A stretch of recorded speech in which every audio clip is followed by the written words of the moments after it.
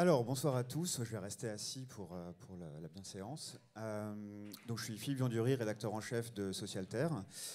Je rappelle qu'on va faire un débat d'à peu près 45-50 minutes avant de passer à des questions. Donc, vous pourrez poser des questions aux intervenantes ici présentes ou échanger plus informellement après autour d'un verre. Je rappelle aussi le cadre de ce débat. Donc c'est le numéro 50 de Socialter, comme Olivier l'a dit avant moi. C'est un dossier qui est consacré à la question un peu provocatrice de à quoi devons-nous renoncer. Donc l'idée de ce dossier, c'était de poser un petit peu la photographie finale d'une société écologique d'un point de vue matériel, dans le sens pas de l'organisation sociale ou politique, mais vraiment si on prend l'objectif qu'on pourrait critiquer pour plein de raisons, mais de 2 tonnes carbone par personne annuelle, contrairement à 10 tonnes aujourd'hui, en gros, ça ressemblerait peu ou prou à quoi? Et on se rend vite compte que quoi qu'on puisse penser du verdissement de nos usages, de l'efficacité, etc., il y a quand même tout un tas d'objets, d'usages, de services qui ne trouveront probablement pas leur place dans une société respectueuse des contraintes écologiques. Et donc de tous ces objets qu'on aurait pu aborder, il y en a plein, hein, certains assez faciles en termes de renoncement, je sais pas, manger des légumes hors saison, c'est assez facile, prendre l'avion c'est un peu moins facile pour certains en tout cas, la voiture ça devient très compliqué pour beaucoup de gens, et on a pris un objet qui est incroyablement familier aujourd'hui, qui est le smartphone, que pour le coup tout le monde a ou presque, qui est vraiment transclasse, et pourtant qui a acquis en à peine 10 ans une naturalité dans notre quotidien qui est assez effarante. Et donc pour parler de la question du smartphone et de voir si c'est possible d'y renoncer, ou sous quelles conditions, ou jusqu'à quel point, on va accueillir donc 2 intervenantes. Alors, je vais me tourner vers toi en premier, Jeanne. Jeanne, tu es docteur en philosophie, agrégée. Tu avais consacré ta thèse à la question de l'obsolescence. Tu m'arrêtes si je dis des bêtises. Et surtout, tu fais paraître aux éditions jeunes mais excellentes Divergence, le consumérisme à travers ses objets. Donc un ouvrage dans lequel tu prends en 5 chapitres, 5 objets, dont tu détailles la matérialité, les différentes vies qu'ils ont pu avoir dans nos sociétés consuméristes. Donc à savoir le gobelet, la vitrine, le mouchoir, le déodorant et le smartphone. Donc, c'est bien ça. Voilà. Ce qui nous a bien inspiré évidemment pour ce débat. Donc on va revenir là-dessus après. J'ai rien oublié, c'est bon? Non, c'est bien ça, bonsoir. Super. Et à ma gauche, Laurence Allard, maîtresse de conférences en sciences de la communication à l'université Lille-IRCAV Paris-Sorbonne, cofondatrice du groupe de recherche Mobile et Création. Donc tu t'intéresses beaucoup aux questions des usages numériques, des cultures numériques, mais aussi sous une approche peut-être pas tout à fait aussi matérielle que celle-ci, mais plus socio, sémiologique, enfin voilà, ces aspects-là de la culture numérique. Et surtout, tu es invité dans le cadre de cet ouvrage, donc je montre, qui va sortir dans quelques jours, dans une semaine, le 18, qui s'appelle Écologie du smartphone au pluriel, et que tu as co-dirigé avec Nicolas Nova et Alexandre Monin. Donc je précise au passage que dans le dossier, nous avons une interview d'Alexandre Monin aussi pour compléter un peu ces débats, et qu'il y a surtout un papier de Jeanne sur l'abstentionnisme économique. Oui, et il y a le livre en librairie. Le livre de Alexandre Monin et consorts, donc je ferai une petite bibliographie à la fin du débat si vous voulez. Voilà, donc on va rentrer assez rapidement dans le sujet. Je sais que parmi vous, il y a beaucoup de gens certainement qui réfléchissent à ces questions, donc je ne vais pas revenir très longtemps, moi, sur les questions du coût écologique, social, etc., du smartphone. Néanmoins, je pense que ça vaut le coup de s'y attarder un petit peu, même si on ne va pas forcément énumérer très longtemps les chiffres, puisqu'il c'est quand même important que cet objet qui nous apparaît comme ça dans un magasin et qui se retrouve dans votre poche et qui est si naturel, il a une histoire, il a une matérialité, il y a des gens qui l'ont construit, il y a des matières qui ont été utilisées pour le construire, et je pense que c'est bien de le resituer aussi de cette manière.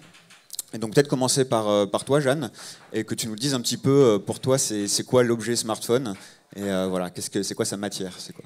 C'est pas anodin que tu commences par dire on va pas citer trop de chiffres, parce que dès qu'on commence à s'intéresser au smartphone, en fait, on est étouffé sous une avalanche de chiffres en fait.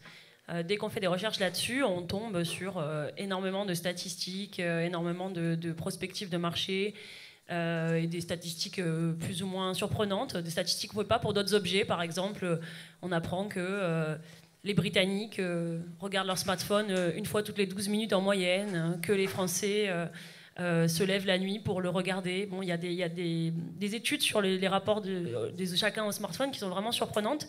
Et donc, il y a cet objet est toujours pris sous le prisme de la quantité. Donc, je vous cite certains chiffres quand même, hein, puisque il y en a quand même qui sont vraiment révélateurs, mais il y en a beaucoup qui sont très surprenants. Simplement pour se donner une petite idée, donc en 2010, on avait une croissance du marché qui était de 75%. Et en 2016, on remarquait que 78% des achats dans le monde de smartphones étaient des achats de renouvellement. Donc ça veut dire qu'en 2016, on était déjà à 3/4 du marché qui avait déjà eu un smartphone et qui avait déjà besoin d'en racheter un. Et puis, un autre exemple, c'est qu'en 2017, on dépassait 7 milliards d'unités vendues depuis 2007, donc depuis seulement 10 ans. Donc en 10 ans, il y avait plus de smartphones sur Terre que d'êtres humains. Donc c'est vraiment un objet qui représente un cas assez unique dans l'histoire des techniques, parce qu'on a des techniques qui se sont diffusées très rapidement, mais celui-là, il n'y a jamais d'objet technique qui s'est diffusé aussi vite, aussi rapidement, et de façon aussi, on va dire, mondiale, dans à peu près tous les pays, pas en même temps, mais à quelques années simplement de différence. Parce que le premier smartphone a été lancé en 2007, donc c'est une technologie qui n'a que 15 ans. Mais elle est arrivée très vite dans les usages et à des quantités très impressionnantes. Et pourquoi est-ce qu'il y a une telle quantité, un tel sentiment d'envahissement de l'espace? D'abord parce que c'est un objet du quotidien, un objet qui est très proche du corps. C'est un objet qui est très rapidement passé du statut d'accessoire, quelque chose qu'on emporte avec soi dans son sac, qu'on range chez soi, à un prolongement du corps. On appelle prolongement du corps aux prothèses, ces objets techniques qui sont toujours auprès de nous et qui sont attachés au corps. Exemple, une montre, exemple, un sac à main. Bon, le smartphone, il a tout de suite été chargé d'énormément d'accessoires qui ont permis de le mettre dans le prolongement du corps, juste les bandoulières, les bagues, ou tout simplement tenu à la main. Au tout début, on se demandait quelle était la place du smartphone. Est-ce qu'il allait rester au fond du sac ou dans la poche? En réalité, on remarque que beaucoup de gens le tiennent seulement à la main. Donc ça aussi, c'est du fait que c'est quelque chose qui crée cette omniprésence visuelle. Et puis aussi, il y a une omniprésence du smartphone qui est due au fait que c'est un objet de communication et que donc il est d'autant plus utile et nécessaire que les autres l'ont. Plus on l'utilise, plus on a besoin de l'utiliser. C'est dû au fait qu'il permet d'échanger, de communiquer. Si j'ai envie d'avoir un smartphone, c'est parce que d'autres gens l'ont. Sinon, ça ne sert à rien d'en avoir un. Mais ça vaut aussi éventuellement pour le téléphone, mais bon, c'est un objet de communication. Et puis aussi parce que c'est un objet qui permet d'aller sur le web, et que le web, c'est un système de renvoi des pages les unes vers les autres, et que le web 2.0, qui a aussi grandi en même temps que le smartphone, enfin qui s'est diffusé massivement en même temps que le smartphone, eh bien, le Web 2.0, c'est un ensemble de plateformes et de services numériques qui aussi fonctionnent par la mise à jour perpétuelle. Et là aussi, on a toujours l'impression qu'il y a quelque chose à aller voir. Et donc, c'est un ensemble de services qui crée non pas une addiction, ça crée des addictions, mais c'est pas comment dire, c'est pas la norme, c'est quand même des cas extrêmes, mais ça crée une dépendance, une interdépendance. Donc ça, c'est aussi une des raisons qui fait que l'objet est omniprésent, c'est que plus on l'utilise, plus on en a besoin. Et moins ça devient facile de s'en détacher, y compris quand on est très conscient des enjeux écologiques, sociaux liés au smartphone. Et puis, une autre chose que je voulais mentionner, pourquoi est-ce qu'il y a une telle quantité? Eh bien, c'est aussi parce que, tout simplement, le smartphone est un des produits les plus marqués par l'obsolescence des techniques. Pourtant, c'est un produit très lourd, très difficile à produire, à distribuer, etc., qui devrait être très cher à produire s'il n'était pas produit dans des conditions proches de l'esclavage. Donc c'est un produit qui est produit en immense quantité et qui est soumis à toutes sortes de formes d'obsolescence sur lesquelles on pourra peut-être revenir si vous voulez que je détaille, mais ça peut être assez long. Obsolescence logicielle, obsolescence matérielle, etc. Et donc, eh bien, c'est un objet qui, malgré le fait qu'il y en a plus que des êtres humains aujourd'hui, puisqu'on a passé la barre des 10 milliards, eh bien, continue à être acheté très souvent. Donc en fait, moi je connais, je sais pas, une petite fille de 11 ans qui en est déjà à son 5e smartphone, exemple. Voilà. Pourquoi? Je lui dis pourquoi? Elle me dit parce que les autres ils se sont cassés, évidemment. Donc c'est un exemple parmi tant d'autres. Donc le fait on est sur des marchés qui sont équipés, qui sont saturés, mais qui sont renouvelés en permanence par des stratégies marketing, par des stratégies technologiques, etc.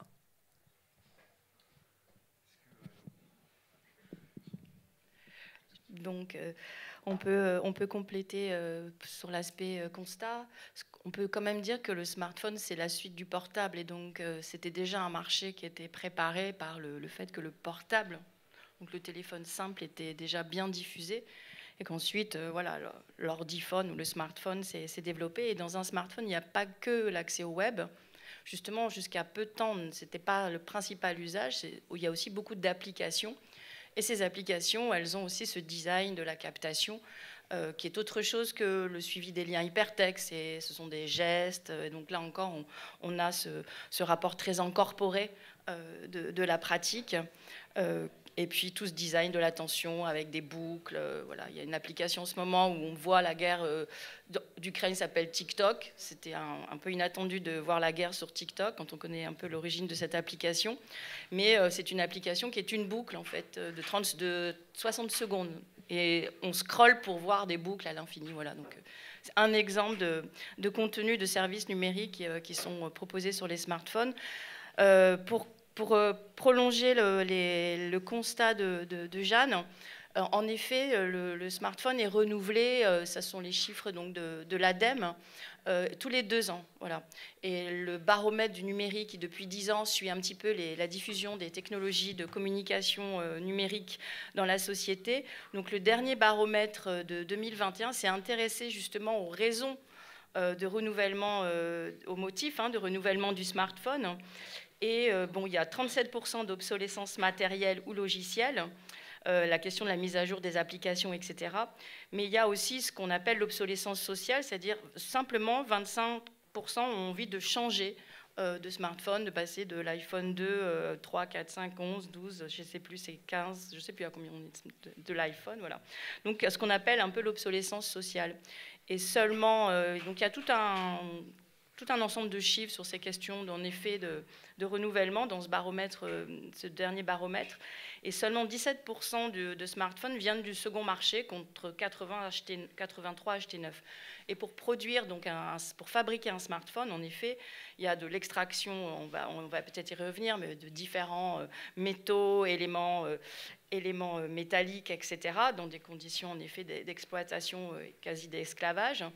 Et il y a de l'assemblage en Asie du Sud-Est, il y a la conception en Amérique du Nord, en Europe, et puis il y a la distribution partout dans le monde. Donc un smartphone, de la fabrication à la diffusion, il fait 4 fois le tour de la planète, donc avec autant d'émissions de gaz à effet de serre liées au transport.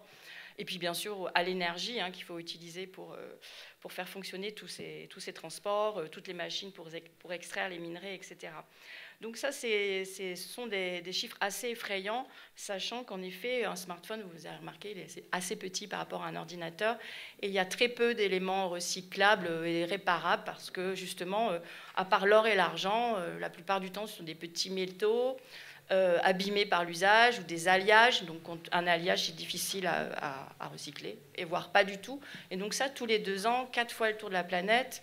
Donc c'est en effet un objet très critique et en même temps extrêmement massifié et usé et pratiqué puisque les Français sont équipés à 3 sur 4, 3 Français de plus de 12 ans sont équipés d'un smartphone. Et les derniers chiffres, c'est 67% de la population mondiale qui est équipée d'un smartphone. Voilà. Pas seulement, et sans compter les téléphones portables, parce qu'on parle de smartphone, mais il y a aussi les téléphones portables. Voilà. Alors on pourrait donner beaucoup de chiffres, mais ce qui est le plus impactant, c'est vraiment la fabrication quand on travaille sur le cycle de vie. C'est le nombre de matières premières qu'il faut pour un smartphone. Et puis ensuite, ce sont les services numériques. Et qu'est-ce qui a rendu quand même critique les usages du numérique? C'est justement le passage à l'Internet mobile. Alors, autrefois, il y avait les applications et l'ordinateur qui étaient plutôt dédiés aux usages du web. Maintenant, on est passé sur ce qu'on appelle l'Internet mobile en priorité. Donc, on utilise le smartphone pour aller sur Internet et pas seulement utiliser des applications. Et ce qui a monté ces derniers temps dans les usages, ce sont les usages vidéo. Donc, on regarde 4 à 6 heures de vidéo par semaine via les équipements numériques, dont les smartphones. Et ça pèse beaucoup en termes de données, de data center, que ces usages vidéo. L'usage vidéo représente 60% de l'empreinte en carbone, en équivalent carbone du numérique. Voilà. Donc il y a tout un ensemble d'éléments, de faits, d'usages, de nouveaux contenus qui font que, en effet, le smartphone est d'un point de vue environnemental un peu critique.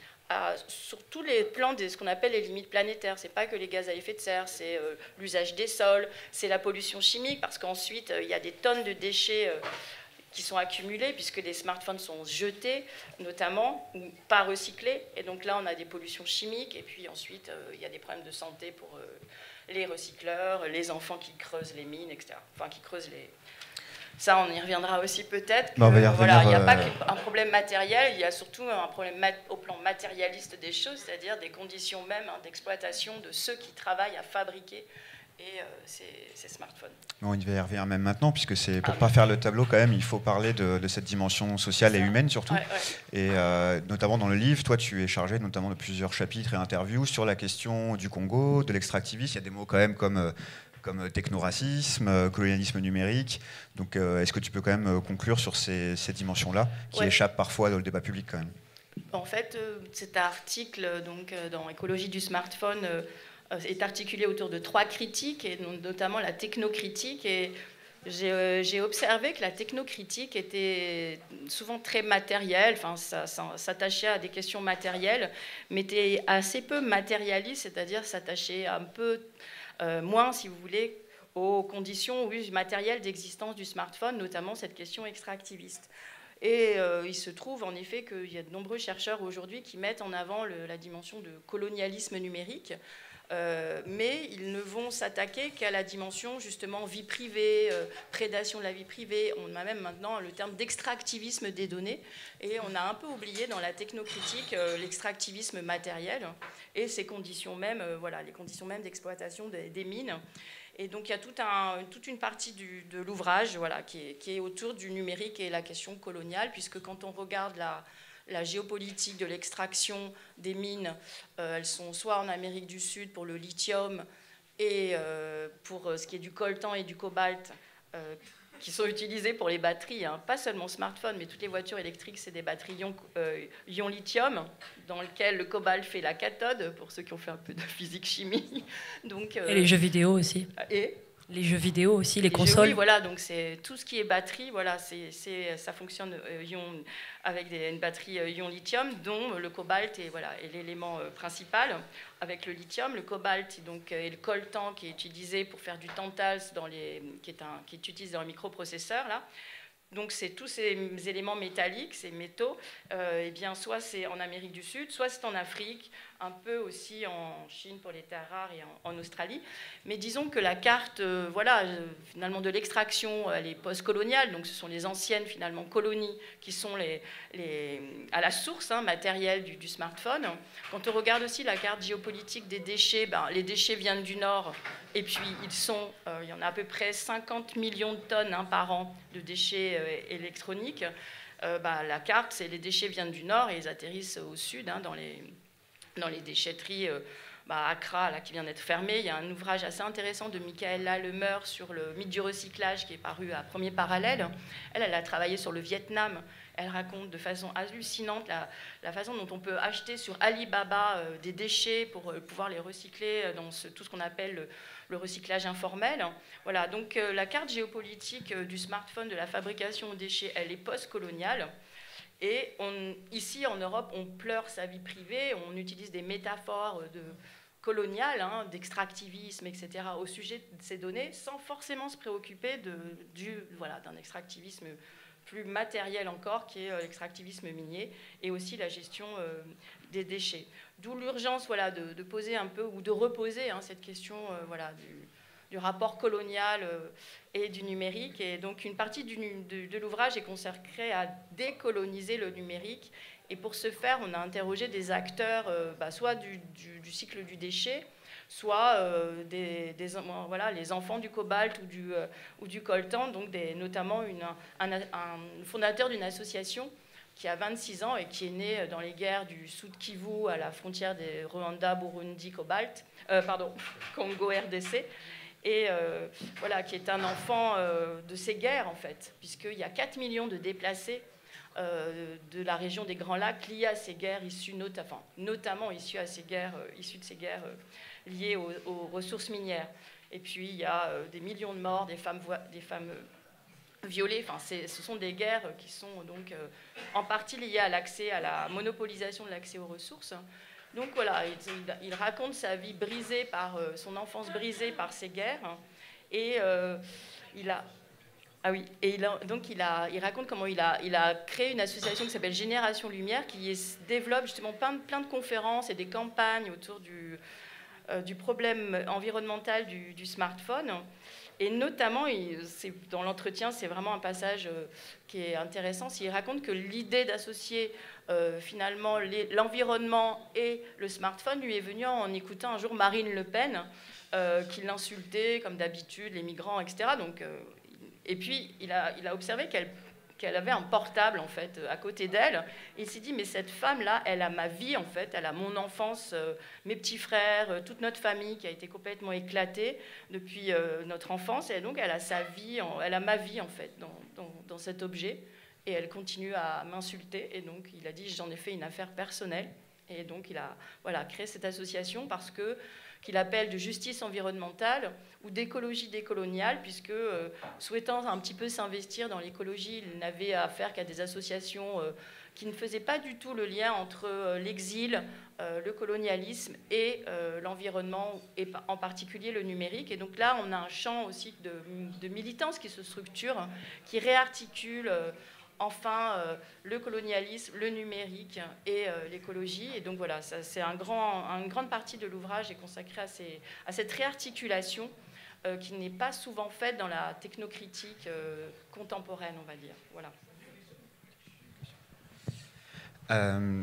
Je précise aussi quand même pour les chiffres qu'il y a, je crois, 40 000, on estime à 40 000 le nombre d'enfants creuseurs en RDC, qu'aujourd'hui on parle des camps de travail forcé des Ouïghours en Chine, donc qui construisent notamment des smartphones. Voilà, puis on peut aussi lire des ouvrages sur les conditions de travail des Chinois, donc notamment il y a La machine est ton seigneur et ton maître coordonné par Célia Isoard, qui est un ouvrage magnifique avec des poésies notamment d'ouvriers, dont un qui s'est suicidé. Voilà. Donc je finis le tableau comme ça qui est assez sombre pour passer un peu au cœur du débat.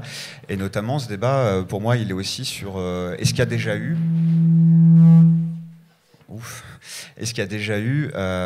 dans l'histoire moderne, disons, une technique à ce point-là architecturale, qui a à ce point-là redéfini aussi rapidement tous nos usages, toutes nos façons de faire, avec son poids matériel derrière, dont on vient de parler, son poids humain, etc. Oui, bien sûr. Et la voiture, l'électricité, toutes ces technologies autour desquelles se sont reconstruits les mondes, les sociétés. Je dis la voiture parce que c'est un phénomène qui est assez visible puisqu'on subit quotidiennement la présence des voitures et le fait de devoir faire avec. Mais il suffit de penser à l'électricité, à ce qui est moins visible en fait, ce dont on voit moins les infrastructures. Et d'ailleurs, les smartphones aussi ont une infrastructure cachée, puisqu'évidemment, pour faire fonctionner un smartphone, il faut de l'électricité, mais il faut aussi les réseaux de câblage qui permettent de faire parvenir, de se connecter. Et puis tout le réseau derrière de stockage des données, etc. Donc oui, il existe. C'est pas unique qu'une société se reconstruise autour d'une technique. Au contraire, c'est quelque chose qui arrive assez fréquemment. Et c'est à ce moment-là qu'on se dit ah là là, mais comment on faisait avant, ah là là, je peux pas faire sans, etc. Et c'est là qu'on commence à flipper en général et qu'on se met à avoir des discussions là-dessus parce que ça devient extrêmement impressionnant. Et c'est là qu'on a le sentiment que l'histoire est en train d'avancer. On se dit, c'est propre à notre époque, etc. Les jeunes ne savent pas faire sans. Voilà. Forcément, c'est toujours la faute des jeunes générations. Donc oui, ça a existé. Et les attitudes que ça crée en nous sont à questionner aussi dans ces moments-là. Et dans la perspective, une réflexion qui serait celle d'abandonner une infrastructure, ou au moins de la diminuer, ou de la marginaliser, enfin peu importe. Est-ce que dans l'histoire, encore une fois, moderne, il y a des infrastructures, des technologies qui ont été abandonnées par la force des choses, parce qu'elles ont été peut-être poussées par d'autres infrastructures, je ne sais pas, mais est-ce qu'il y a quelque chose sur lequel s'appuyer, un exemple historique dans tes recherches ? De technologies mortes, de technologies disparues. Mortes, Oui, il y en a beaucoup, et il y en a beaucoup qui ont été. Alors, il y en a beaucoup qui ont été critiqués. Hein. Il y a des beaux ouvrages là-dessus de Jarige, de François Jarige, sur les technocritiques ou sur les bris de machines, hein, sur le fait que quand, là aussi c'est pour le coup une technologie architecturale, quand les machines à vapeur ont commencé à mécaniser les industries, la réponse de la plupart des artisans et ouvriers de l'époque a été de les casser ou de lutter de différentes manières contre ces machines. Ça ne veut pas dire que ces mouvements ont réussi à empêcher la diffusion des machines, mais qu'ils l'ont ralenti, qu'ils l'ont transformé. et qui ont fait exister en tout cas des voies, des résistances et des voies alternatives. Après, le fait que des technologies disparaissent, c'est pas toujours dû à des mouvements sociaux, ça peut être aussi simplement dû au fait que de nouvelles technologies arrivent et se présentent comme des remplaçantes. Et ça aussi, c'est une forme d'obsolescence. Typiquement, le smartphone, j'ai remarqué qu'on a plus de mots pour décrire les téléphones qu'on utilisait avant les smartphones. C'est-à-dire qu'on les appelle des téléphones anciens, des petits téléphones, des téléphones ceci, téléphones cela, mais alors qu'avant on les appelait juste des téléphones portables. Donc même dans le langage, ces objets-là ont complètement disparu. Et maintenant, ce qu'on appelle téléphone, c'est un smartphone. Donc il y a comme ça une capacité de cet objet à envahir tellement tout l'espace qu'il fait oublier aussi qu'il y avait des alternatives. Enfin, à l'époque, c'était pas des alternatives parce que le smartphone n'existait pas, mais que une technologie n'arrive jamais dans un espace vide, vide de tout usage ou de toute alternative. Elle prend sa place dans un monde qui est déjà structuré et elle vient d'abord en réseau avec d'autres techniques et puis après elle prend de plus en plus de place éventuellement pour... Et on parle de remplacement, mais là aussi c'est un abus de langage, parce qu'on ne remplace pas un objet. Et du coup, je me tourne vers toi, Laurence, mais je passe le micro après, c'est moi qui l'ai. Et il y a aussi, avec la dimension écologique peut-être qui émerge aujourd'hui, une critique des infrastructures qui est un peu différente par rapport à celle qu'on pouvait avoir avant, et notamment celle que ces infrastructures-là, elles vont continuer à produire des effets délétères longtemps après, même si on les abandonne, et que, peu importe d'ailleurs, maintenant on parle de technologie zombie. Alors ça, c'est un concept qui est présent dans l'ouvrage collectif que tu diriges, qui est développé par Alexandre Monin notamment. Est-ce que tu peux revenir là-dessus? Est-ce que ça veut dire qu'en fait, on va être condamné à devoir gérer dans tous les cas nos infrastructures? Donc on parle du smartphone, mais en fait derrière, c'est tout le numérique sans fil, c'est toutes les antennes, c'est tous les câbles sous-marins, etc. Bon, il n'y a peut-être pas tout le numérique acheté quand même, mais voilà. Est-ce que ces infrastructures-là, elles sont faites pour en fait durer malgré nous? Est-ce que ça apporte quelque chose de savoir ça, en fait, qu'il y a des technologies zombies et que peut-être que nos smartphones en font partie et qu'on le regrettera demain? Alors la notion de technologie zombie, elle est de José Alloy. Voilà, qui est géophysicien, qui est chercheur au laboratoire des énergies du futur. Au site Jussieu. Alors les Sorbonnes changent, on est toutes Sorbonne maintenant, donc je sais plus, j'ai un trou sur l'ancien Pierre et Marie Curie, mais bon, je crois que c'est Sorbonne Université maintenant, voilà. Donc cette notion, elle est intéressante parce qu'il a fait le constat que voilà, en effet, le numérique prolifère, donc il y a les smartphones, il y a les objets connectés, il y a les montres connectées, il y a les enceintes connectées, voilà, donc il y a une prolifération du numérique. Et en même temps, à l'aune de la durabilité, donc qui est justement tous les cycles géobiophysiques, eh bien, ce n'est pas durable, voilà. Et donc, il a cette notion assez jolie de technologie zombie qui à la fois prolifèrent, mais sont d'emblée mortes, en fait, voilà. Et Alexandre Monin, donc, qui est aussi présent dans l'ouvrage, a proposé justement de qualifier tous ces déchets ou toutes ces infrastructures zombies de communs négatifs. C'est-à-dire, en effet, ça va nous être commun. Il va falloir soit les maintenir, soit faire en sorte qu'ils ne polluent pas trop ou et ne squintent pas la santé des uns et des autres. Mais il y a l'idée que c'est un héritage, hein, voilà, qu'on n'a pas choisi. Donc, et il s'inscrit un peu voilà, dans cette problématique des communs. Il y a des communs numériques, par exemple les logiciels dits ouverts, les logiciels libres sont des communs numériques, mais qui sont positifs, on va dire. Mais il y a ces communs numériques négatifs qui ne sont pas choisis, qui ne sont pas désirés, mais dont il va falloir s'occuper. Et donc c'est un concept assez intéressant parce que, bon, pour qui connaît un petit peu la problématique des communs, voilà, on pense toujours que les communs, ce sont les champs communaux, donc il y a un imaginaire positif, verdoyant, un peu des communs, les pêcheries, etc. Alors que, bon, là, en fait, la technosphère, en effet, dont on va hériter, elle est plutôt mortifère, voilà. Et d'ailleurs, le smartphone, il est en effet fabriqué dans des conditions d'exploitation humaine mortifères, et il est à terme mortifère parce qu'il pollue les sols, et ça va rester, puisqu'il y a très peu de recyclage possible pour les smartphones. Donc le terme de zombie, voilà.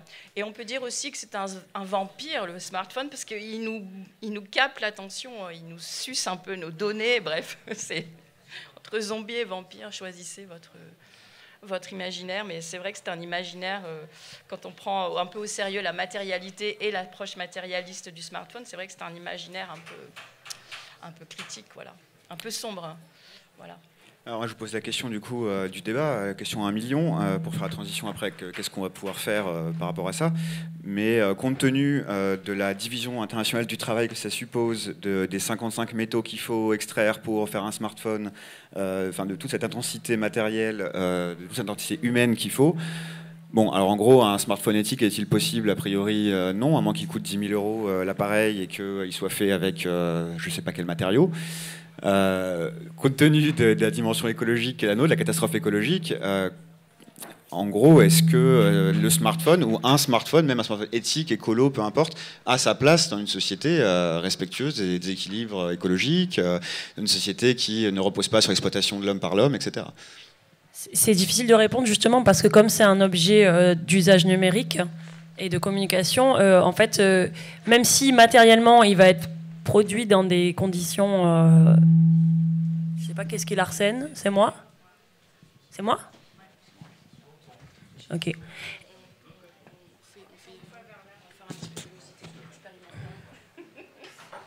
C'est bon? Ok. Je disais, oui, donc même si on essaye du point de vue matériel et du point de vue du travail de régler un certain nombre de problèmes, et il y a des entreprises qui le font, par exemple Fairphone, en fait, on ne réglera pas les autres problèmes qui sont liés aux usages. Donc il n'y a pas que la fabrication et la production de cette technologie, qui est une technologie qu'on pourrait dire, je dis au hasard aussi, même si on vient de dire qu'elle est zombie, elle est vivante, c'est-à-dire qu'au fur et à mesure qu'une fois qu'on l'achète, après, il y a de plus en plus d'usages qui se greffent dessus, et ces usages eux-mêmes sont polluants. C'est-à-dire, contrairement au fait que si j'achète... je sais pas moi, si j'achète de la nourriture, bon, il y a des problèmes liés à sa production, à sa distribution, mais une fois que je l'aurai mangé, bon, bah voilà, il n'y a plus d'impact, on va dire. Plus pour longtemps, en tout cas. Et au contraire, le smartphone, il y a de plus en plus d'impact au fil de sa consommation. Et c'est cette consommation qui nous rend dépendants. Donc même si, par je ne sais quel miracle technique, un smartphone était produit dans de bonnes conditions et était peu polluant, il nous confondrait toujours au même problème de surutilisation de ressources en électricité, de surproduction de données, etc. Parce que, tout simplement, une fois qu'on a acheté cet objet, bah, son histoire commence à peine, en fait. Même s'il a déjà une très longue histoire derrière, il va créer de plus en plus et de plus en plus d'usages.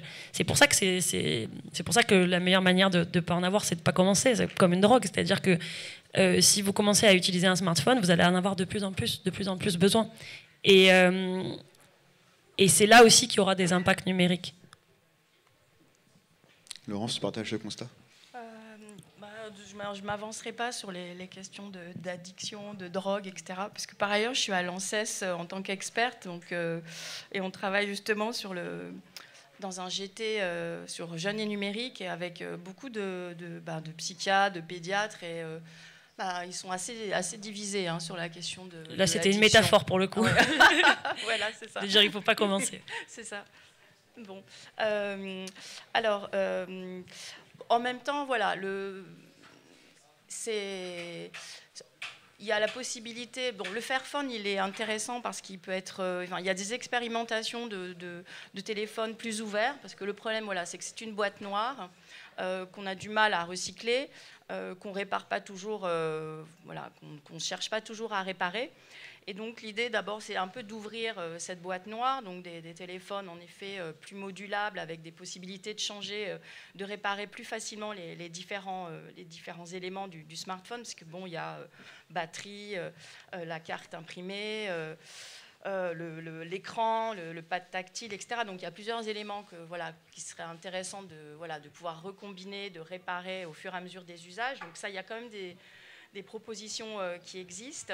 Il y a aussi des chiffrages quand même qui commencent à se faire du côté de l'ADEME, et ça a donné lieu à la loi sur la réparabilité, donc avec un indice de réparabilité qui est demandé aux fournisseurs. Donc il y a des chiffrages sur qu'est-ce que ça fait de faire durer 3 ans un smartphone. Et donc ça va impacter sur 1% quand même de l'empreinte carbone du numérique. Donc ça a quand même des effets que de faire durer, par exemple, et de ne pas tomber dans l'obsolescence sociale tous azimuts. Il y a donc les possibilités de réparer. Alors ça, c'est intéressant parce que, bon, alors dans l'ouvrage, il y a Nicolas Nova et Anaïs Bloch qui ont fait une très jolie enquête par le design graphique. Je vais le montrer parce que c'est quand même un beau travail d'Anaïs Bloch. Je ne sais plus, tiens. Voilà. Donc ils ont travaillé sur le terrain des petites boutiques de réparation Genève, Lyon, Paris. Et donc elles ont notamment travaillé sur les gestes, les guides, les savoir-faire à l'œuvre dans ces boutiques. Donc il y a aussi tout ce circuit de la réparation des smartphones qui existe, donc notamment sur les écrans, les pads tactiles et puis le changement des batteries. Il y a aussi du côté des mouvements sociaux, tous les repair cafés qui commencent à se développer aussi beaucoup, qui mettent en avant le droit à la réparation. Donc bon, ça ce sont des lieux intéressants parce que non seulement on apprend à réparer, on apprend à ouvrir les appareils, mais également on apprend à, ça c'est aussi dans l'ouvrage, on apprend à peut-être se chercher à s'en dispenser. Voilà. Est-ce que quand quelque chose n'est pas réparable, est-ce que voilà, j'en ai véritablement besoin? Et c'est aussi des moments où on repense ses usages, donc se dispenser de tel usage, redistribuer ses usages. Et donc là, ça suppose un peu de mettre en place de la réflexivité finalement sur nos pratiques. Puisque le problème du smartphone, c'est que c'est devenu un métamédia, puisque justement, on regarde la télévision avec le smartphone, on téléphone, on peut écouter de la musique. Donc c'est devenu à la fois, il y a des usages de médias, plus des usages de communication. Donc c'est devenu en effet un objet un peu total dans nos vies. Donc est-ce qu'on ne peut pas redistribuer ces usages ? Et puis donc c'est le moment de faire un peu le tri en effet dans des bonnes pratiques sur est-ce que pour dire prendre du pain en passant, est-ce qu'on est obligé de faire je sais pas une visio en WhatsApp, est-ce qu'un SMS qui coûte un petit peu moins en bande passante ne serait pas aussi suffisant. Donc ce sont des lieux où on réfléchit un petit peu aussi sur ces pratiques en apprenant à ouvrir les boîtes noires que sont ces objets. Donc il y a quand même sur l'approche par le faire voilà, des ouvertures possibles sur un meilleur impact environnemental du smartphone, même si ça reste un peu critique dans la fabrication, mais du côté des usages, il y a quand même des leviers qu'on peut activer, notamment sur cette réflexivité par rapport à ces usages. Et puis le fait que ça soit devenu un métamédia, ça c'est aussi du côté finalement de l'offre des services numériques que l'on peut questionner, la plateformisation d'Internet, la grande transformation du numérique en grosse télé. Est-ce que c'est pas aussi l'un des principaux problèmes? Donc moi je suis plutôt dans cette approche par le faire et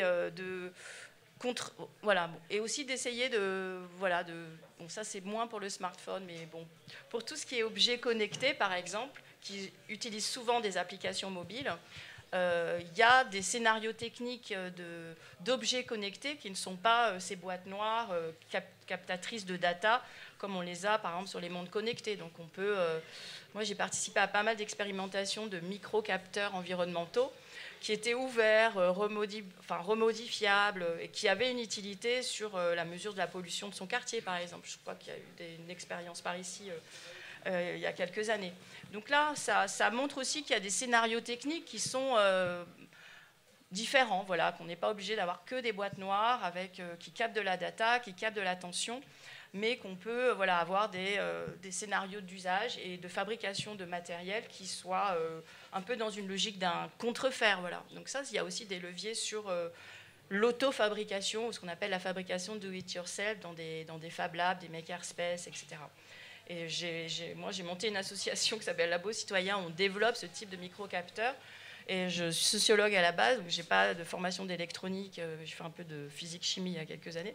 Mais donc, j'ai pu fabriquer des objets pour justement contrefaire les objets connectés du marché, qui sont un vrai poison, tant au plan matériel qu'au plan aussi de l'usage des données, puisque ce sont le modèle d'affaires des objets connectés n'est lié qu'à la donnée, à la revente de la donnée, à la captation de la donnée. Donc on est vraiment un consommateur capté. Donc l'idée, c'était de faire de nous on va dire des citoyens capteurs, donc qui développent à bon escient, avec des scénarios d'usage ouverts et remodifiables, des usages retournés vers l'environnement et qui soient utiles aux populations, notamment savoir quelle est la teneur en particules de l'air que l'on respire, c'est intéressant parce que c'est une mesure que l'on n'a pas, puisque les ASCA proposent des modèles en fait, à partir de grandes stations fixes qui ont leur très bonne qualité météorologique, mais on n'a pas de mesure de proximité en qualité de l'air. Donc voilà, par exemple, un usage pas inintéressant,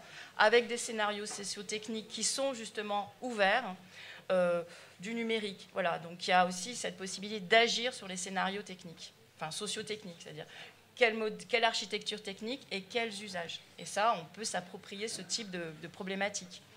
Voilà, donc je pense qu'il y a quand même voilà, quelques leviers. Parce que le titre était boycotté, et boycotter, c'est un peu consommer, en fait, la critique. Donc, c'est pas forcément... Voilà. Après, du coup, là, je vais tourner vers Jeanne, mais la question du boycott, elle arrive tout droit. J'ai encore perdu. C'est bon oui, parce que là, on est sur un scénario par la norme, on est sur un scénario par l'éducation, en gros, hein, participer à des ateliers, faire de la réparation, donc on imagine quelque chose de transitoire. Est-ce que ça te paraît déjà cohérent et sérieux? Est-ce qu'on peut subvertir un peu la culture numérique? Ou est-ce qu'il faut passer pour atteindre une déprise de ces objets-là, du smartphone, etc., il faut passer par l'action collective, du boycott, je ne sais pas, après, quelles sont les pistes que toi tu envisages? Des technologies subversives, il en existe déjà, hein, avec tous les mouvements autour des logiciels libres qui existent en version smartphone, enfin, qui permettent de transformer certains téléphones en smartphones avec des logiciels libres et avec des techniques qui permettent de limiter en fait. Ok, j'entends qu'il y a un Larsen, mais j'ai pas trop de solutions techniques. Si vous voulez m'en proposer une. Et donc avec des possibilités pour transformer un téléphone qui n'est pas un smartphone, d'y installer un certain nombre d'usages numériques dont on aurait vraiment besoin, sans pour autant acheter un smartphone, typiquement consulter ses mails, sans pour autant pouvoir, je sais pas moi, installer Tinder ou d'autres applications de jeux, voilà. Donc c'est aussi une capacité à s'auto-limiter en fait qui est en jeu là-dedans, et à reconnaître ses limites, au sens où oui, on a tous des contraintes et on est tous éventuellement obligés de prendre la voiture pour aller au boulot, ou d'avoir un smartphone pour que notre patron puisse nous joindre. Donc on est tous faits de contraintes, mais il y a des techniques qui permettent de éventuellement moduler nos ressources en fonction de nos contraintes sans avoir plus, parce que c'est ça le problème, c'est que souvent on nous vend le fait d'avoir plus comme quelque chose de mieux. Ah mais vous pouvez, pour le même prix, vous pouvez avoir aussi. Mais en fait, où on vous donne gratuitement telle et telle possibilité technique. Et il faut savoir en fait refuser quelque chose de gratuit qui vous est offert comme un cadeau au nom du confort. Parce que là aussi, une fois qu'on a reçu la chose, il y a des nouveaux usages qui sont entraînés. Donc ça, c'est une première chose sur éventuellement des pratiques subversives qui permettraient de continuer à vivre dans le monde dans lequel on vit, sans trop de galères individuelles. Après, sur la question du boycott collectif, c'est une autre question. C'est comment on s'organise collectivement pour dénoncer des multinationales. Et ça, c'est un enjeu qui est on va dire, transversal à toute la consommation, pas seulement sur le smartphone. Il y a d'autres domaines dans lesquels, au-delà des gestes individuels, on aimerait pouvoir s'organiser collectivement. Sur deux aspects, et là il faut pouvoir évidemment monter des associations, monter des partis, monter des mouvements sociaux qui interrogent deux aspects qui ne sont pas individuels, à savoir les politiques publiques d'un côté et puis l'organisation économique de l'autre. Et on a besoin de lois, on a besoin de plaidoyer politique et de lois pour limiter un certain nombre de pratiques des multinationales, parce que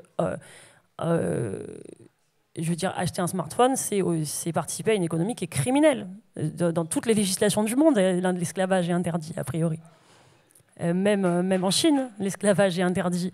Et la limite des heures supplémentaires à 36 heures par mois est interdite, mais personne ne respecte ça. Donc en fait, c'est des technologies et des systèmes économiques qui sont criminels. Donc il faut qu'on puisse adresser ça en termes de droit, et pas seulement en termes de vécu individuel et de rapport à son monde social et de participation au monde social plus ou moins libre. Ouais, mais justement, c'est un peu là l'écueil et le risque du débat et de même la manière dont on l'a posé. C'est-à-dire que, là, j'ai un smartphone dans la poche. Il n'y a pas de criminalisation de quiconque qui a un smartphone ou de culpabilisation. Mais se pose très rapidement la question de qu'est-ce que je peux faire en tant qu'individu, puisque bien sûr, se mettre en collectif pour aller militer contre une multinationale, et encore pourquoi? Pour rendre le smartphone éthique, pour avoir de bonnes pratiques ou pour interdire carrément. Pour interdire une industrie, voilà, pour punir les criminels qui sont derrière ces industries. C'est pas arrivé souvent dans l'histoire. C'est vrai que pour contre la voiture, il y a eu des grandes manifestations fut un temps pour l'interdiction de la voiture. C'était les tueuses d'enfants, les voitures, au tout début, dans leur arrivée en ville. Mais c'était pas pour leurs conséquences écologiques. Donc voilà, c'est il y a un code de la route. Il y a un code de la route. Mais voilà, du coup, comment aussi articuler un peu la position intime, personnelle? Est-ce que quand quelqu'un fait le choix de se dire au moins une partie de mon temps, voire complètement je renonce au smartphone, est-ce que je dois en faire la publicité autour de moi? Est-ce que je dois convaincre les gens? Est-ce que je dois me montrer une forme d'exemplarité? Ou est-ce qu'au contraire, il faut garder ce choix-là pour soi et juste passer ensuite dans des luttes collectives contre les multinationales? C'est difficile de garder un choix pour soi, surtout avec un objet aussi visible que le smartphone. On viendra toujours vous chercher pour vous demander pourquoi vous n'avez pas pris de viande à table et pourquoi vous n'avez pas de téléphone comme les autres. Et c'est assez difficile parce que c'est pas toujours le moment, c'est pas toujours, vous n'avez pas toujours envie d'en parler. Voilà, il y a des moments pour parler de ces questions-là. Typiquement, ce soir, on organise un moment pour que cette discussion ait lieu et qu'elle ait lieu avec toutes les ressources dont on est capable. On n'a pas toujours envie de parler pour la millième fois de pourquoi on n'a pas de smartphone, etc. Donc c'est vrai que les perspectives individuelles et interindividuelles sont difficiles, surtout que le smartphone est un objet de communication je le redis encore une fois, et que donc ne pas en avoir, c'est s'exclure d'un certain nombre de communautés affectives. T'es pas sur WhatsApp, tu n'es pas au courant, je l'ai dit sur WhatsApp. Mais tu sais pas que... des exemples qu'on peut avoir après ses proches, sa famille, qui vont communiquer que par ce canal et que du coup, si vous participez pas à ces modes de communication, c'est comme si vous leur tourniez le dos, c'est comme si vous refusiez d'échanger avec eux, refusiez de faire partie de leur groupe. Donc c'est difficile de boycotter tout seul dans son coin. Ce qu'il faut, à mon avis, et là je parle d'expérience, essayer de faire comprendre aux personnes qui vous parlent, c'est que vous n'allez peut-être pas leur répondre là tout de suite maintenant sur toutes les raisons parce que c'est pas le moment. Mais essayer de les faire s'intéresser aux ressources qui existent là-dessus. Parce qu'on n'est pas seul à critiquer le smartphone dans son coin. Il existe énormément de ressources, il existe des gens qui travaillent là-dessus, vous le voyez bien. Il existe des organisations économiques et technologiques alternatives. Donc il faut essayer de relier à ces personnes qui se posent des questions à ces réalités-là. Et oui, c'est un travail un peu pédagogique, mais on ne peut pas ne pas le faire, en fait. Malgré nous, il y a toujours des gens qui viendront nous poser la question. Peut-être aussi créer des alliances un peu plus larges, c'est-à-dire entre, je sais pas, les écolos, les victimes de la fracture numérique, voilà, de voir qu'il y a peut-être des ponts à tisser au-delà de son propre cercle militant ou de pensée. Oui, alors ça, c'est aussi quelque chose qui est un problème dans le cas du smartphone. C'est-à-dire que une des pistes, moi maintenant, je pense, pour que l'écologie ait un sens et une plus grande audience, c'est évidemment de faire relier travailleurs et consommateurs. C'est-à-dire qu'il y en a marre de cette écologie qui considère tout le monde qui nous considère non pas comme sujet politique, mais comme sujet de consommation. Tu veux être écolo, commence par changer tes modes de consommation. Donc tu es une personne, non, tu es un consommateur. Donc non, on n'est pas que des consommateurs, on est aussi des sujets politiques, on est aussi des travailleurs, et on peut s'intéresser à l'écologie de ces points de vue-là. Et donc sur un objet particulier comme le smartphone, il faut arrêter de s'intéresser juste au point de vue du consommateur, mais aussi s'intéresser au point de vue du travailleur. Manque de bol, les travailleurs du smartphone en France, il n'y en a pas beaucoup, vu que c'est une industrie mondialisée et que c'est grâce à la délocalisation dans des pays où l'esclavage est possible qu'on peut acquérir des smartphones si peu chers. Donc là, la question massive, c'est la question, mais qui n'est pas nouvelle non plus, depuis les années 90 et les mouvements altermondialistes, on se la pose, d'une unité internationale pour parler de ces problèmes écologiques, puisque ce sont des problèmes internationaux, parce qu'il y a des industries mondialisées, parce que de toute façon la pollution n'a pas de frontières, etc., etc. Et parce qu'il y a cet enjeu colonialiste que Laurent Salard a bien souligné au début. Donc là, se pose une question pour le mouvement écologiste, à mon avis, d'alliance internationale. Une réaction peut-être, et après on posera la question à la salle si des gens ont envie de s'inscrire dans le débat. Déjà, quand tu disais, si on milite, on s'active un peu sur les conditions de travail, on aura juste un smartphone éthique, ça va quand même changer la vie de beaucoup d'enfants et de familles. Donc, c'est pas... Je ne sais pas si on aura les moyens d'acheter un smartphone éthique, c'est ça le Non, souci. mais c'est pas non plus, oui, mais c'est pas non plus vain. Donc en ce moment, il y a une plainte contre beaucoup d'entreprises du numérique, Apple, Google, etc., pour travail des enfants, child labor. Depuis 2019, oui, c'est ça, c'est de la... il y a une plainte qui est lancée pour justement le travail des enfants dans les mines. Donc ça, c'est quand même des actions collectives qui sont importantes, qui ne sont pas déniées totalement. Moi, ce que j'observe, et donc tu parlais en effet de pédagogie, il faut savoir que là, récemment, la loi, le code de l'éducation a été réécrit. On a ajouté l'obligation de formation à l'empreinte environnementale du numérique dans le code de l'éducation. Donc c'est passé en 2021. Et dans les formations PIX, je ne sais pas si vous connaissez, vous avez des enfants en collège, en lycée, bref, ils ont une formation informatique, numérique. Et dans le PIX, maintenant, il y a tout un volet autour de cette question, justement, de l'empreinte environnementale du numérique. Alors, c'est une approche très matérielle, bien sûr, il n'y a pas toute la dimension, en effet, matérialiste, exploitation, etc. Mais cette éco-médiation, oui, cette éco-médiation, cette pédagogie-là qu'il faut, en effet, continuer à développer, elle est désormais obligatoire. Et ça, c'est faire loi, c'est pas inintéressant, parce que ça montre en effet que des mobilisations, des études, etc., des expertises finissent par rendre le problème extrêmement patent, et qu'en effet, il est nécessaire en effet de former les jeunes également sur ces questions environnementales. Et donc ça, ce sont des éléments qui sont assez peu connus, mais il y a une obligation maintenant, dans le secondaire, mais également à l'université, de former à tous ces enjeux, à toute cette empreinte environnementale du numérique. Ça, je trouve que c'est quand même un élément important, justement, dans la formation des citoyens, et le fait que ils ont un éveil sur ces questions qui peut donner lieu ensuite, en effet, à des mobilisations, des engagements. Et quand tu parlais, en effet, de cette division entre consommateurs et travailleurs, c'est pour cette raison que le faire est intéressant, parce qu'on retourne justement dans cette circularité. On prône beaucoup l'économie circulaire, mais aussi dans les usages, de savoir-faire, de s'intéresser aussi au cycle de vie, à la réparation. Enfin, je pense que c'est quand même des choses, de consommer simplement la critique, c'est un peu limité. Et alors que ce sont des objets que l'on peut réouvrir, s'approprier, essayer au moins d'en connaître, ne serait-ce que par tous les chiffres qu'on vous a donnés. Finalement, ce sont des données assez peu connues. Donc déjà, ouvrir par la connaissance cette boîte noire, et peut-être ouvrir un peu plus encore, pour certains, par le faire, cette boîte noire, et agir, en effet, du côté de l'exploitation minière, qui n'est pas que liée enfin, il y a une question d'exploitation minière, mais il y a des peuples qui sont instrumentalisés par des entreprises dans ces questions d'exploitation minière, et donc il y a des peuples qui s'entretuent dans ces zones-là. Donc ça va bien au-delà, en fait, de simples questions du smartphone. C'est là où on a un problème colonial dans lequel le smartphone joue un rôle, mais c'est aussi s'attaquer à ce problème colonial, post-colonial qui demeure. Donc ça, c'est aussi un levier d'action dans lequel le smartphone est aussi engagé. Voilà ce que j'avais à communiquer, surtout sur les aspects d'éco-médiation. C'est vraiment un élément très important, et il est obligatoire. Et donc, par exemple, au sein de l'université où je suis, on est en train de développer tout un ensemble d'actions pour faire rentrer l'université dans un processus de sobriété, dans les équipements, dans les usages, dans les formations. Donc là, on a encore une fois des possibilités de ne pas simplement consommer la critique. Alors, est-ce qu'il y a des questions dans la salle? Il y en a une à gauche. Est-ce qu'on a un micro volant ou pas? Salut, salut. Je m'appelle Odu.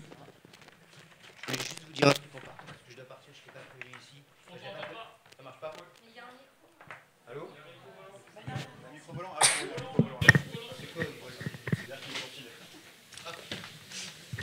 Allô? Allô? Ouais, je m'appelle Odu, je vais partir parce que j'avais pas prévu d'être là ce soir, mais je suis content d'être là. Moi, j'ai pas de smartphone. Tout va bien. Quand on le pose, en fait, tout va bien.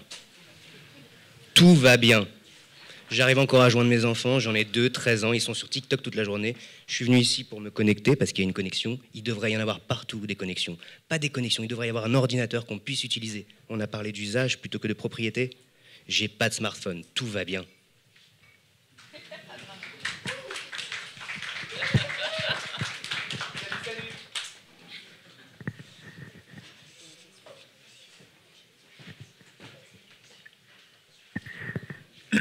Alors par rapport au smartphone, j'aimerais parler d'un point peut-être qu'on n'a pas abordé. C'est l'homme est l'espèce la plus communicante sur la planète. On a eu le langage non verbal, ensuite on a eu la parole, le langage verbal, ensuite on a eu l'écriture, donc le langage écrit, et maintenant c'est l'ère du langage numérique. Et je pense qu'on ne peut pas s'y opposer, ça fait partie de, on va dire, de l'émergence de l'intelligence, de la conscience. Et je pense que pour moi c'est un phénomène... on peut pas, voilà, émergent, qui fait partie de l'univers, et on ne peut pas s'opposer à ça. Enfin, on peut essayer, mais ça ne marchera pas. Enfin, voilà, c'est juste ma petite participation. La minute déterministe. Alors, bonsoir. Moi, je rejoins un petit peu le précédent monsieur, mais pour d'autres raisons. Et en vous écoutant, je me dis qu'on n'arrivera pas à diminuer la consommation de ce smartphone pour des raisons qui sont liées à la gratification immédiate que produit cet outil. Et ce sens de la collectivité, c'est cette appartenance communautaire dont vous parlez. Donc ces deux bénéfices qui sont immédiats, auxquels on aura du mal à renoncer pour un bénéfice... même pas certain, à moyen ou long terme. Ça, pour notre cerveau, c'est assez compliqué. Du coup, la question que j'ai envie de poser, c'est comment on peut faire? Est-ce que la miniaturisation, par exemple, de cet outil pourrait aller dans le sens de la sobriété? En fait, on voit dans les cycles de vie qu'en effet, la taille des écrans, par exemple pour les téléviseurs, est assez impactante. Plus la taille de l'écran de télévision est grand, plus c'est impactant en matière, tout simplement, qu'il faut fournir pour le fabriquer. Mais en fait, la miniaturisation ici, elle est problématique puisque 60% du smartphone est constitué de métaux ou d'alliages ou d'éléments métalliques. Et plus c'est petit, voilà, et plus c'est composite, plus c'est usité, moins c'est recyclable. Donc ça aggrave le problème du recyclage. Donc la miniaturisation, non. Je voulais répondre aussi à l'intervenant précédent parce qu'il y a un succès, bien sûr, du portable et du smartphone. C'est pas pour rien. C'est pas seulement parce que ça nous permet de communiquer, mais ça nous permet surtout de nous exprimer. Et donc par rapport à l'imprimerie qui permettait de lire les autres, là, on écrit soi-même. Voilà, moi j'ai appelé ça la révolution de l'écrivance. On passe sa journée à écrire d'une certaine façon. Et ça, c'est en effet gratifiant. On a la parole, voilà. On peut prendre la parole. Aujourd'hui, on a des nouvelles de guerre par ceux qui la subissent, qui en sont les victimes. Donc, sinon, on aurait juste les nouvelles de la télévision russe. Donc, c'est un objet ambivalent parce que il est à la fois problématique au plan environnemental et humain. Mais en même temps, il est aussi émancipateur. C'est pour cette raison que c'est très compliqué, en effet. Et d'où l'encapsulage en métamédia est un peu problématique, puisque justement, c'est le fait de tout pouvoir avoir un nombre d'activités démultipliées avec un seul objet, et notamment les usages de médias, qui ne sont pas des usages de communication. Quand vous regardez un film via une plateforme, c'est comme si vous regardiez la télévision. Voilà, donc ça, ce sont ce type d'usages qui pèsent de plus en plus en fait. Sur le numérique, c'est 4% de l'empreinte carbone, parce que ce sont les usages de vidéo qui pèsent. C'est pas un SMS bisou qui fait exploser les data centers. Ça passe pas par les data centers en plus. Donc voilà, donc il y a aussi dans la redistribution des usages le fait peut-être d'ouvrir aussi ce métamédia et de redéployer sur des services, des applications, tous nos usages. Donc on a beaucoup de réflexivité en fait dans nos pratiques parce qu'on a tellement de possibilités de communiquer avec tel ou tel. Tu parlais de WhatsApp, mais bon, on se dit je vais répondre sur WhatsApp, mais bon tiens non, je vais lui envoyer un SMS. Ah non, lui il répond plus sur Twitter. Moi je passe ma journée à communiquer avec des collègues, non, mais sur X canaux. Donc je dois réfléchir sur quel canal je vais le trouver. Donc on est très réflexif vis-à-vis de nos usages.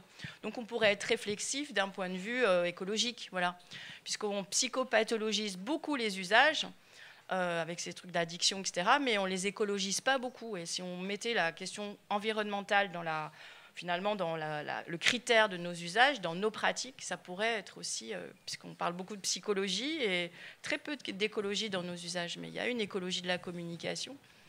Ce que disait, il se porte très bien parce qu'il n'en a pas, mais on peut avoir des usages qui nous semblent sobres, en fait, pour nous-mêmes, en fait. C'est là où l'écologie, de la communication, elle est à la fois bonne pour la planète, mais elle nous fait du bien parce qu'on n'est pas tout le temps en train de se demander il faut que je réponde tout de suite, il faut que je réponde où, il faut que je réponde comment, en texte, en image, parce que c'est multimodal le smartphone. On peut communiquer par la voix, par le texte, par l'image, et puis des trucs incroyables qui sont les filtres, les emojis. Bon, bref, au niveau des signes du langage, il y en a de nombreux maintenant qui sont accumulés. Voilà. Donc c'est un peu ambivalent en effet. Oui, pour ajouter cette idée, c'était la question de madame, je crois. Vous disiez pour un bénéfice lointain, c'est là tout le problème, de considérer que le bénéfice est lointain. Il est lointain peut-être dans le temps pour nous ici maintenant, mais il n'est pas du tout lointain pour partout ailleurs et pour plein de gens. Il est actuel. Donc c'est pour ça que je disais tout à l'heure que c'était important de créer des alliances internationales pour rapprocher ce lointain dans l'espace et dans le temps, parce que le bénéfice lointain d'actions écologiques, il n'est pas si lointain pour beaucoup de gens, c'est très actuel et c'est même passé pour certaines personnes. Donc il faut rapprocher ce lointain en s'intéressant aussi aux personnes pour qui ce n'est pas autant à long terme. Bonjour. Tout à l'heure, vous expliquiez que les smartphones qui duraient plus longtemps, plus de 3 ans, ça avait un impact seulement de 1% sur tout ce que polluait le numérique, sur les émissions carbone. Ce qui m'a paru, peut-être à tort, mais assez faible. Et vous avez parlé ensuite de certains d'éducation, de certains ajustements des pratiques. Or, madame, vous expliquiez notamment que même si il y avait un smartphone éthique, le fait même d'en faire l'usage après, en fait, perpétuer la problématique. En fait, le problème ne s'arrêtait pas à l'achat du smartphone. Donc, ma question, c'est est-ce que finalement, une logique d'ajustement et de correction, est-ce qu'elle peut être efficace? Et est-ce qu'au final, ce que vous nous avez expliqué, c'est pas finalement, ça résume pas l'affaire en la radicalité ou rien, en fait, c'est-à-dire que soit on y renonce totalement, soit en fait les quelques ajustements qu'on pourrait faire, c'est-à-dire supprimer les applis, etc., auraient tellement un impact à la marge qui serait inutile. 1%, c'est sur les émissions de gaz à effet de serre, donc c'est pas en plus l'aspect extraction, etc. Donc c'est pas l'aspect matière première. Donc en effet, ce sont des. Ensuite, il y a la réparabilité qui est importante, c'est durer, réparer, voilà. Donc on peut aussi agir par ce faire justement qui est pas inintéressant. Disons que on se focalise sur le smartphone, mais on pourrait poser ces questions à ce que tu as fait, toutes sortes d'objets dont finalement peut-être les bénéfices sont peut-être moins évidents. Voilà, donc ça de fait, c'est un objet qui est tout à fait critique du point de vue environnemental et qui peut être bénéfique d'un point de vue aussi social et individuel. Voilà. Mais je suis d'accord. Et c'est bien le problème.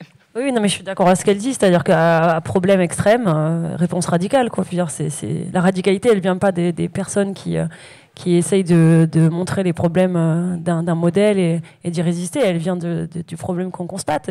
On parle de guerre depuis tout à l'heure, on parle d'esclavage. Oui, c'est un problème radical et qui appelle des réponses radicales, ça c'est sûr.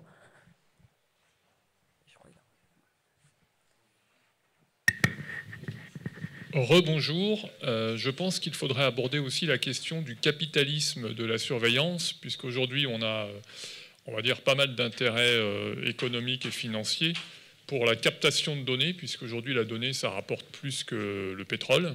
Il n'y a qu'à voir les GAFAM. Et je pense que le vrai problème de fond, c'est le capitalisme de la surveillance, si on veut réduire enfin dire, l'empreinte carbone, puisque visiblement c'est la bande passante qui génère du CO2. Et donc si on veut réduire enfin, l'usage de la bande passante totale consommée, il faudrait s'attaquer au capitalisme de la surveillance. Et là on s'attaque disons, aux services de renseignement que sont la CIA, le... Voilà, donc enfin, je veux dire, c'est une piste de réflexion. Oui, en effet, si on s'intéresse au sort des personnes qui produisent les smartphones, on se rend compte aussi qu'elles ont un smartphone et qu'elles sont surveillées grâce à ce smartphone. Typiquement, le travail forcé en Chine, c'est fait par des personnes qui sont elles-mêmes hautement surveillées par leur smartphone. Et après, on les envoie construire ces mêmes smartphones. Donc c'est encore plus... c'est presque autant, peut-être plus, que ce que tu décrivais tout à l'heure avec l'anecdote du militant de RDC face à Marine Le Pen. Donc oui, bien sûr, il n'y a pas que Netflix quand on parle de vidéo.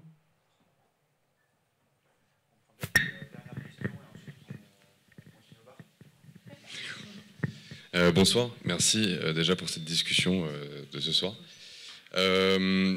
Je voulais parler plus de stratégie politique et de socialisation politique. Mettons que, oui, on ait besoin de se débarrasser de notre smartphone dans un monde écologique. Mais comment est-ce qu'on fait pour arriver à ce point où la norme impose l'interdiction du smartphone? Parce que en se séparant nous-mêmes de notre smartphone, on va se couper des sphères de politisation. On ne va plus pouvoir avoir accès au débat public national, au débat public international, avoir accès justement à cette communauté internationale qui se serre les coudes autour de cette lutte contre le smartphone.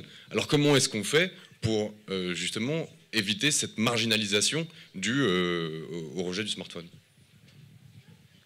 Il faut se souvenir, comme disait Laurence, que c'est d'abord j'utilisais métamédia, moi j'avais lu polymédia ou couteau suisse numérique, c'est-à-dire que c'est le rassemblement d'un objet de plein d'autres objets. Donc c'est là où il faut avoir un esprit un peu historique, c'est-à-dire ne pas considérer que tout ce qui arrive est dû à l'évolution et que c'est comme ça, mais faire de l'histoire et savoir qu'est-ce qui existait comme alternative avant ou qu'est-ce qui existe aujourd'hui dans ces cultures de résistance et ces contre-cultures numériques qui existent.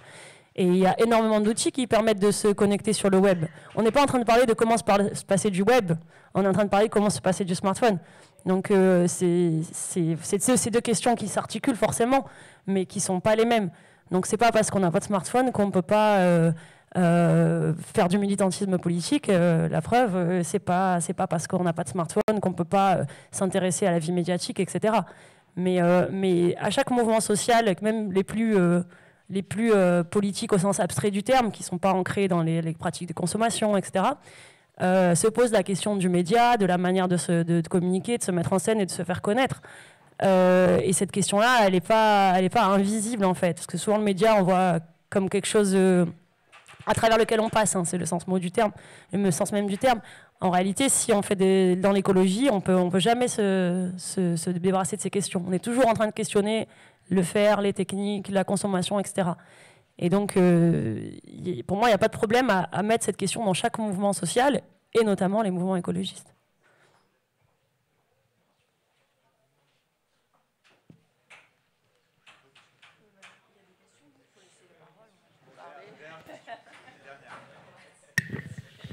Merci pour votre intervention. Donc deux questions. En fait, le point moi, que je vois, une question que je me pose, c'est qu'en fait, vous avez parlé des usages, très bien, on a Internet dans des boutiques, etc. Et finalement, la grande différence, c'est notre rapport au temps. Le fait d'avoir un téléphone, on répond tout de suite, on a tout de suite. Et finalement, est-ce que ralentir, ou en tout cas commencer à voir les choses différemment, pas répondre immédiatement, est-ce que c'est une manière finalement de commencer à renoncer aux choses, finalement à s'en détacher, prendre le temps? Parce que pour moi, c'est une des vraies solutions qui n'est pas technologique, qui est vraiment comportementale. Utiliser moins souvent, c'est utiliser moins, c'est sûr. Oui. Mais c'est une façon de commencer à s'en détacher. Parce qu'on peut faire plein de choses, le réparer, etc. Si mon usage, je l'utilise beaucoup moins, forcément, à un moment donné, on questionne l'usage. Pour moi, c'est comme ça que je le vois. Oui, ben c'est ça, c'est la réflexivité vis-à-vis de ces pratiques, notamment liées aux motifs écologiques, qu'il s'agit aussi de développer. Parce que là, vous parlez plutôt d'un rapport au temps individuel et finalement d'une pression sociale, etc. Mais on peut aussi réfléchir à ces usages au motif, en prenant le motif écologique, en disant finalement, oui, je vais essayer de ne pas regarder trop des vidéos sur mon smartphone versus ou pas trop utiliser WhatsApp pour répondre à une phrase qu'on peut envoyer. Voilà, en simple SMS, j'y tiens au SMS parce que c'est vraiment un bon véhicule, assez simple et peu coûteux en bande passante. Et ensuite, non, je voulais répondre sur le capitalisme de surveillance parce que c'est toute la problématique du modèle d'affaires. En effet, voilà, des services numériques, on a affaire à des services numériques commerciaux dont le modèle d'affaires est la donnée. Les data centers, ça pèse... moitié infrastructure, moitié data center dans l'empreinte environnementale du numérique. Donc oui, ça a un coût aussi environnemental que la donnée, le transfert de données, etc. Donc, et en effet, on peut... mais ça n'a jamais été fait, alors que pour Internet, via les logiciels libres et tout un ensemble de services, par exemple la voix IP, le fait de transporter de la voix sur le numérique, ça c'est un ensemble de services qui ont été aussi libérés. Et il y a des standards téléphoniques voice IP qui sont basés sur des logiciels libres. Donc on pourrait imaginer des tas de services, tout ce que font les chatons. On pourrait imaginer des tas de services qui soient des services à code ouvert et puis qui soient non pas basés sur le commerce de la donnée. Donc, en revanche, c'est vrai que pour le mobile, le smartphone, ça ne s'est pas développé. Et donc, c'est aussi peut-être un chantier à imaginer que de l'ouvrir au plan du code, au plan logiciel, mais aussi au plan tout simplement des services numériques qui sont... parce qu'on n'a pas tellement parlé de l'impact de ces services numériques, on a parlé de la vidéo, etc. Mais ça, c'est aussi un chantier possible parce que ça aurait notamment des impacts sur la question des données, je pense, et des data centers, puisque le modèle d'affaires est vraiment sur l'économie de la donnée. Donc c'est un levier possible si on ne souhaite pas complètement renoncer à de la communication. Il y a plein d'enquêtes en ce moment et de chiffrages sur quels sont un petit peu les besoins minimaux qu'on pourrait appeler il y a un doctorant à Dauphine qui travaille sur la suffisance intensive. Alors on parle beaucoup de sobriété, mais lui, il a ce joli terme de suffisance intensive. Et il y a pas mal de chiffrages, justement, en économie-gestion sur, finalement, besoin de communication, besoin d'habillement. Bon, quels sont un petit peu non pas les minimums, mais qu'est-ce qui peut être sobre et nous permettre de continuer à communiquer, continuer à nous chauffer sans être dans le tout ou rien, puisque de toute façon, ça ne sera jamais le cas. C'est illusoire de penser.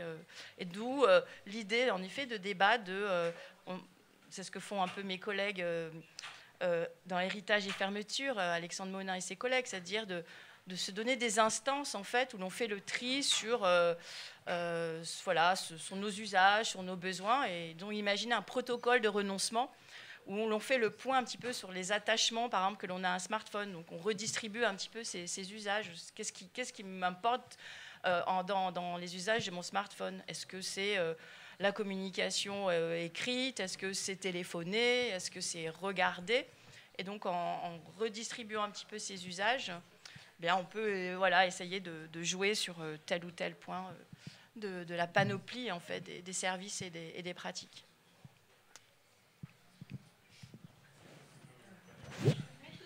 Ouais, excusez-moi, ça sera la dernière question et après, on m'a demandé d'arrêter à une heure précise, donc on va arrêter après celle-là. On pourra discuter là-bas. Je m'étonnais juste tout à l'heure que ça semblerait même ici acquis qu'on peut croire à l'obsolescence au bout de 2 ans ou quelque chose. Moi, j'ai un smartphone, c'est juste un exemple, je l'ai depuis 5-6 ans, je l'ai acheté en reconditionné. Il fait absolument tout ce qu'il faut pour socialement exister, pour répondre à des trucs quand entrer au boulot. Donc, effectivement, je ne peux pas m'en passer. Mais ces trucs-là, c'est fait pour durer. D'après mon expérience, c'est l'usage qu'on en font des gens. Quand on le laisse tomber 15 fois de suite, peut-être qu'en effet, il ne survit pas. Je ne sais pas. Il n'y a peut-être pas d'application. Ça dépend aussi des... Ça dépend aussi peut-être de vos applications, parce qu'il y a des mises à jour logicielles assez... voilà. Donc il y a des obsolescences.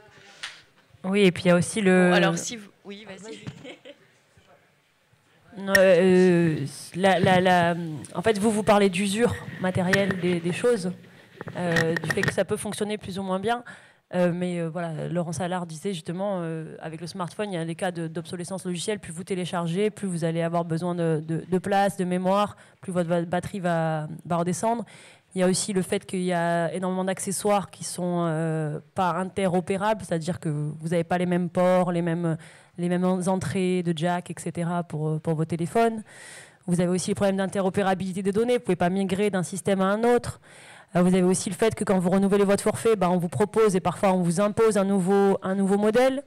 Ça, c'est une énorme cause de rachat de modèles, parce que puis il y a aussi tout l'aspect esthétique, avec le fait que un smartphone numéroté 11, on pense que c'est mieux qu'un smartphone numéroté 5, parce qu'on croit que c'est, je sais pas, ça ressemble un peu à une note comme à l'école.